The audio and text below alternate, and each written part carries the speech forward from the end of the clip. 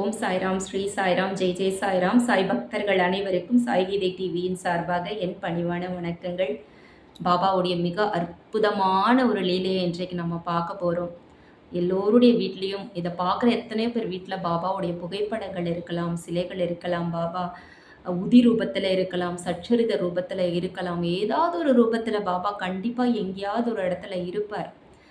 அப்படி இருக்கும் பொழுது, அது ஒரு சின்ன பிக்சர் தானே நம்ம நினைக்கக்கூடாது. அந்த பிக்சர்ல பாபா நிச்சயமாகவே உயிர் வாழ்கிறார்.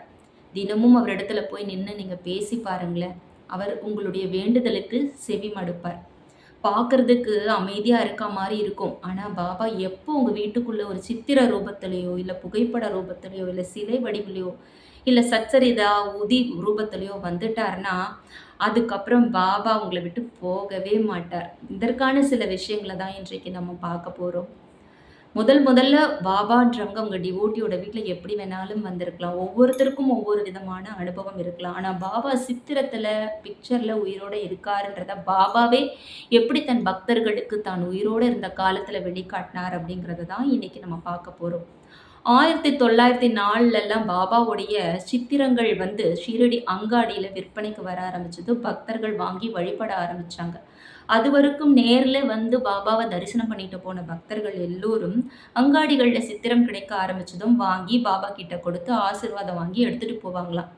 அப்படி எடுத்துட்டு போற ஒரு சிலர் என்ன பண்ணுவாங்களாம், தெரியாத்தனமா துவாரகமாயோட வாசல்ல தவற விட்டுட்டு போறவங்களும் உண்டு. அப்படி தவற விடும் பொழுது என்ன ஆகுமா, தெரியாம பாபாவுடைய சித்திரத்தின் மேல கால வச்சு அழுத்திருவாங்களாம். அங்க உள்ளுக்குள்ள பாபா என்ன பண்ணுவார்ன்னு கேட்டீங்கன்னா, ரொம்ப விசித்திரமா ஒரு விஷயத்துல ஈடுபட்டாராம் அவர் உயிரோட இருக்கும் பொழுது. திடீரென்று தரையில உருண்டு பிருண்டு கத்தி அலற ஆரம்பிச்சு பாபா ஒரு பக்தனை கூப்பிட்டு, முதல்ல ஓடி போய் அங்க இருக்கிற என் படத்தை எடு, அங்க வாசல்ல ஒருத்தன் ஷூ கால்லயே என்ன மிதிக்கிறான் பார் அப்படின்னு கத்துவாராம். இது ஒரு இடத்துல நான் படிச்சேன் போன வாரம், உங்கள்கிட்ட சொல்லணுன்றதுக்காகத்தான் இன்றைய பதிவு இது. அப்போ அவங்க ஓடி போய் அந்த புகைப்படத்தை கையில் எடுத்ததும், அந்த சித்திரத்தை கையில் எடுத்ததும் பாபா சகஜ நிலைக்கு திரும்பிடுவாராம், சாதாரணமாக ஆயிடுவாராம், வடிகள்லாம் போய் அமைதியாகிடுவாராம். இதை ஏன் பாபா அன்னைக்கு பண்ணணும் நம்ம யோசிக்கணும். பாபா ஏன் அதை பண்ணணும் அப்படின்னா, அவர் இருக்கும்பொழுது விஷயமே வேறு. அதாவது அவரை நம்ம பார்க்கறது நேராக ஸ்தூல ரூபத்தில் பார்க்கறதுன்றது வேறு. ஆனால் பாபா தன் உடலை துறந்த பிறகு அவரை இல்லைன்னு நம்ம நினச்சி ஏங்கக்கூடாது. எல்லா பக்தர்களுக்கும் ஒரு அழகான மெசேஜ் பாபா கொடுத்துட்டு போயிருக்கார். நான் ஒவ்வொரு சித்திரத்திலும் உயிரோடு இருக்கிறேன். நீ என்கிட்ட பேசணும்னு நினச்சா வந்து பேசு. நீ சொல்கிற ஒவ்வொரு விஷயத்தையும் நான் காது கொடுத்து கேட்டுக்கிட்டு இருக்கேன். நான் செவிடுன்னு நீ நினைக்காத. உன் கூடவே தான் நான் இருக்கேன். நீ எங்கே போ, எங்கே வேணா இருந்த உலகத்தில் எந்த மூலையில் வேணா இரு. ஆனால் நீ போகிற இடத்துலலாம் நான் உன் கூட வருவேன். எத்தனையோ பேருக்கு சொல்கிறார். நீ போகும் முன்னரே நான் அங்கே இருப்பேன் அப்படின்னு சொல்லியிருக்கார். அப்படி யோசனை பண்ணியிருக்காங்களாம் பக்தர்கள்லாம். எப்படி நம்ம போகிறதுக்கு முன்னாடி பாபா அங்கே இருப்பார். ஏன்னா பாபா ராதாவை தாண்டி எங்கேயும் வந்ததில்லை. அப்படி இருக்க பாபா நம்ம போகிற இடமும் ரொம்ப தூரம், அங்கெல்லாம் வந்ததே இல்லை. எப்படி வருவார்னு பார்த்தா, இவங்க தங்குற இடத்துக்கு போகும்போது அங்கே பார்த்தா அப்போ தான் தெரியுமா, அவங்க தங்குற இடத்துல பெரிய பாபாவோட ஒரு பிக்சர் இருக்குமா. இப்படி தான் பாபா அப்பத்துலேருந்தே பக்தர்களுக்கு சொல்ல ஆரம்பிச்சிட்டார். நான் வந்து பிக்சர்ஸ்லேயும் இருக்கேன், உயிரோட்டமாக இருக்கேன்றதை தான் பாபா சொல்கிறதுக்காக இப்படி ஒரு நடவடிக்கைகளில் ஈடுபட்டாராம். அதனால பாபாவுடைய பிக்சர்ஸ் சின்னதாக இருந்தாலும் சரி, அது பெரிய படமாக இருந்தாலும் சரி, சிலையாக இருந்தாலும் சரி, புத்தகமாக இருந்தாலும் எதுவாக இருந்தாலும் சரி, சாய்ராம் அது நிச்சயமாக பாபா உயிரோட்டமாக தான் இருக்கார். நீங்கள் சொல்கிற ஒவ்வொன்றுத்துக்கும் செவி கொடுத்து கேட்டுக்கிட்டே தான் இருக்கார் அப்படிங்கிறது தான் நிதர்சனமான உண்மை, மறுக்கப்பட முடியாத உண்மை. அதே மாதிரி பாபா வேணும், என்கிட்ட பாபாவோட பிக்சரே இல்லை வழிபடுறதுக்கு அப்படின்னு சொல்லி ஆசைப்பட்டவங்களுக்கு பாபா அவங்க ஏக்கத்தை தணிக்கும் விதமாக காத்துக்கிட்டு இருக்க தன்னை பக்தர்களோட வீட்டுக்கு அவராகவே போயிருக்கார். அந்த மாதிரி ஒரு 2 விஷயங்கள் நான் கேள்விப்பட்டதுண்டு. அந்த பக்தர்களே என்கிட்ட சொன்னதுண்டு. சச்சரிதை படிக்க ஆரம்பித்தப்போ ஒரு பக்தைக்கு நிகழ்ந்த அற்புதம். அவங்க என்கிட்ட வந்து பிக்சர் கேட்டிருந்தாங்க. அப்போ கோவிட் டைம், பிக்சர் அனுப்ப முடியல. கிட்டத்தட்ட ஒரு வாரம் ஆயிடுச்சு. எப்படியாவது முயற்சி பண்ணி அனுப்பணும்னு நினைக்கிறேன், அனுப்ப முடியல. அப்போ பாபா கிட்ட வேண்டிக்கிட்டேன். ரொம்ப தீராத தாகத்தோடும் அவங்க வந்து கேட்குறாங்க, ஆசைப்படுறாங்க, பாபா ஃபோட்டோ வேணும்னு, என்னால் அனுப்ப முடியலையே அப்படின்னு நினைக்கிறேன். அன்றைக்கே வந்து அவங்ககிட்டேருந்து ஃபோன் வருது. அக்கா அக்கா எனக்கு கிடச்சிருச்சு பாபாவோட ஃபோட்டோ அப்படின்னு. எப்படிம்மா கிடச்சிது அப்படின்னு கேட்டப்போ, எப்பவும் போல் காலையில் எழுந்து வீட்டு வாசலில் தண்ணி தெளித்து கோலம் போடுறதுக்காக வந்தேன். பார்த்தா வாசலோட நிலப்படியில பாபாவுடைய ஒரு ஃபோட்டோ இருந்ததுக்கா. யாரோ கொண்டு வந்து வச்சுட்டு போனது மாதிரியே இருந்ததுக்கா. நான் சுத்தி முத்தி பார்த்தேன். யாரும் இல்ல. அப்ப எடுத்துட்டு வந்து நான் பூஜை அறையில வச்சுட்டேன்னு சொல்லி அந்த ஃபோட்டோவ என்கிட்ட ஷேர் பண்ணியிருந்தாங்க. இந்த மாரி பாபா போகணும் அப்படின்னு நெனச்சுட்டாருன்னா, எப்படி வேணாலும் போயிடுவார். நீங்க ஆசைப்பட்டு பாருங்களேன், அவர் எப்படி வேணாலும் வருவார். இதே மாரி இன்னொரு பக்தருடைய வீட்ல நடந்த ஒரு விஷயத்தையும் உங்ககிட்ட நான் ஷேர் பண்றேன்.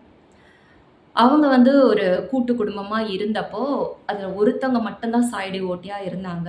மற்ற எல்லோரும் அந்த வீட்ல வந்து பாபாவ அதுவரைக்கும் கும்பிட்டவங்க கிடையாது. பாபான்னு ஒருத்தர் இருக்காருன்னு மட்டும் தான் தெரியும். முதல்ல அந்த டிவோட்டிக்கு வந்து ஒரு கிஃப்ட் வருது. ஒரு ஸ்டாச்சு ஷீரடியிலேருந்து அவங்களுடைய சொந்தக்காரர் ஒருத்தர் வாங்கிட்டு வந்து அந்த டிவோட்டிக்கு குடுக்குறாங்க. திடீர்னு ஒரு நாள் அந்த டிவோட்டியோட கணவருக்கு வந்து மாற்றலாகி வேற ஒரு ஊர்ல வேலை கிடைக்குது. அப்போ போகும்பொழுது அவங்க அந்த சிலையும் கையோட எடுத்துட்டு போயிடுறாங்க. அது நாள் வரையில பாபாவ அந்த வீட்ல உள்ளவங்க யாரும் பெருசா கும்பிடல. ஆனா, அந்த சிலை அங்கருந்து போனது பிறகு, அந்த குடும்பத்த சார்ந்த ஒருத்தவங்களுக்கு ரொம்ப மனவேதனையாயிடுச்சு. பாபா வந்து தன்னை விட்டு போயிட்டா மாதிரி ஒரு உணர்வு வந்து, பாபாவ நெனச்சு ஏங்கி 3 நாட்கள் அவங்க மன வருத்தத்துல இருந்திருக்காங்க. வெளியில யார்கிட்டயும் சொல்லல. ஈவன் அந்த டிவோட்டி கிட்ட கூட அவங்க அத ஷேர் பண்ணாம விட்டுட்டாங்க. பகிராம விட்டுட்டாங்க. அதுக்கப்புறம் 3வது நாள் வந்து வீட்டு வாசல்ல அது ஒரு கிராமம். அங்க வந்து இந்த மாதிரியான விஷயங்கள்லாம் நடக்கிறது ரொம்ப ரொம்ப ஆச்சரியம் தான். அங்க கடைகளே அவ்வளவா கிடையாது. ஒரு அடிப்படை வசதிகள் இல்லாத ஒரு கிராமத்துல, ஒரு தள்ளு வண்டியில ஒருத்தர் தலப்பாக கட்டிக்கிட்டு வெள்ள ஆடை ஒண்ணு, ஒரு பழைய ஆடை ஒன்று, வேட்டி, சட்டை கட்டிட்டு அவங்க வராங்க. போட்டுட்டு வராரு. வரவரு அம்மா, அம்மான்னு வீட்டு வாசல்லேருந்து கத்தவே, இவங்க யாரு? அப்படின்னு சொல்லி போய் எட்டி பார்க்கும் பொழுது, ஒரு முதியவர் வந்து தள்ளு வண்டியில வண்டி ஃபுல்லா ஒரே பொம்மைகளா, பீங்கான் பொம்மையா வச்சுட்டு, "வாங்கம்மா வாங்க வந்து வாங்கிக்கோங்க, பொம்மை வாங்கிக்கோங்க" அப்படின்னு சொல்லி கூப்பிடுறாரு. இந்த அம்மாவும் இறங்கி போய் பார்க்குறாங்க. பொம்மைய பார்த்துட்டுருக்கும் பொழுதே சற்றும் எதிர்பாராத விதமா அவர் சொல்றாரு, "உனக்காக தாம்மா நான் வந்தேன் இன்னைக்கு" அப்படின்னு சொல்லும்பொழுது, இவங்களுக்கு திடுக்குன்னு ஆயிருச்சாம். எப்படி யாரு? என்ன? எனக்காக ஏன் இவர் வரணும்? அப்படின்னு சொல்லி ஒரு நிமிஷம் நிமிர்ந்து அவர் முகத்த பார்த்துருக்காங்க. பார்த்துட்டு சரி அதுக்கப்புறம் ஏதோ சொல்றாரு வயசானவர் அப்படின்னு நெனச்சுட்டு, அவங்க பொம்மைய இப்படி பார்க்கறதுக்குள்ளயே, "சாய்பாபா பொம்மை வேணும்னு கேட்டீங்கல்ல எடுத்துக்கோங்க. அதோ இருக்கு பாரும்மா ஒரே ஒரு பாபா, வெள்ள கலர் பாபா. அவர எடுத்துக்கோம்மா, எடுத்துக்கோம்மா. இது உட்டா கெடைக்காதும்மா.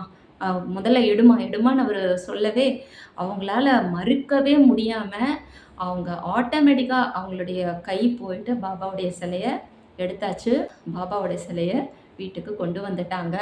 இது எப்பேர்ப்பட்ட அற்புதம்! பாபாவே தேடி வந்து தன் சிலையை தன்னை நினைத்து ஏங்கிய ஒரு பக்தைக்காக கொடுத்தது வந்து ரொம்ப பெரிய அற்புதம் சாய்ராம். தொடர்ந்து பாபாவுடைய இந்த பல அற்புதங்கள பேசறதுக்கு பாபா என் மீது கருணை காட்டணும்னு நம்புறேன். அதே சமயம் நீங்க எல்லோரும் இந்த அற்புதத்த கேட்கணும்னு நான் ஆசைப்படுறேன். தொடர்ந்து சாய்கீதை டிவிய பாருங்க சாய்ராம். எல்லோருக்கும் சாயினுடைய அனுகிரகம் கிடைக்கட்டும். ஜெய் ஜெய் சாய்ராம்.